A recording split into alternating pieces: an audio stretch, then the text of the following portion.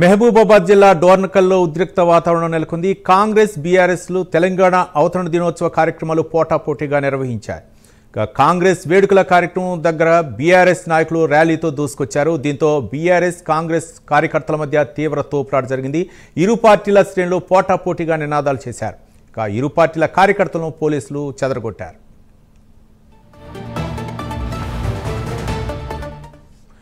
ఈ ఘటనకు సంబంధించి మరింత సమాచారం మా కరెస్పాండెంట్ తిరుపతి అందిస్తారు. తిరుపతి.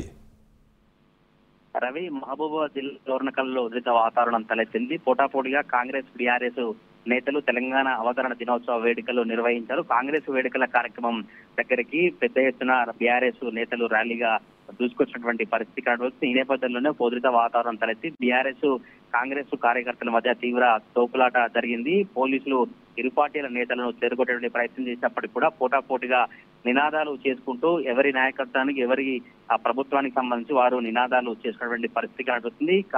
తెలంగాణ అవతరణ దినోత్సవ వేడుకల రోజు కాంగ్రెస్ బీఆర్ఎస్ నేతలు ఘర్షణ పడడం, తోపులాట జరగడం అయితే నియోజకవర్గంలో చర్చనీయమైన పరిస్థితి కనబడతా ఉంది. బీఆర్ఎస్ పార్టీ నేతలు కావచ్చు, కాంగ్రెస్ పార్టీ నేతల మధ్య తీవ్ర తోపులాట జరిగినటువంటి పరిస్థితి అయితే కనబడుతుంది. డోర్నకల్ టౌన్ లో మాజీ ఎమ్మెల్యే రెడ్డి నాయక్ ఆవిర్భావ దినోత్సవానికి సంబంధించిన ర్యాలీ వస్తున్నటువంటి ఆ క్రమంలో కొంత పోలీసుల వైఫల్యం సంబంధించి ఈ బీఆర్ఎస్ సంబంధించిన కాంగ్రెస్ నేతల మధ్య తోపులాట జరిగినట్టు ఇలా చర్చ అయితే కొనసాగుతుంది. కాంగ్రెస్ పార్టీ నేతలు సంబరాలు చేస్తున్నటువంటి నేపథ్యంలోనే బీఆర్ఎస్ పార్టీ ర్యాలీని ఎందుకు పోలీసులు అనుమతించారనే చర్చ అయితే కొనసాగుతుంది. పోలీసులు మాత్రం ఇరు పార్టీకి సంబంధించినటువంటి నేతలను తిరగొట్టి భారీగా మోహరించినటువంటి పరిస్థితులు కనబడతా ఉన్నాయి. Ravi, right, thank you Tirupati.